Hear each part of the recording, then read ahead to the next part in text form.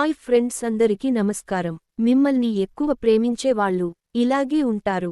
గుర్తు పెట్టుకో, మనమంటే ఇష్టం ఉన్నవాళ్ళు ఒక దెబ్బ కొట్టి మరీ ఇది తప్పు అని చెబుతారు. కొట్టిన అంత మాత్రాన వాళ్లకు మన మీద ఇష్టం లేదని కాదు.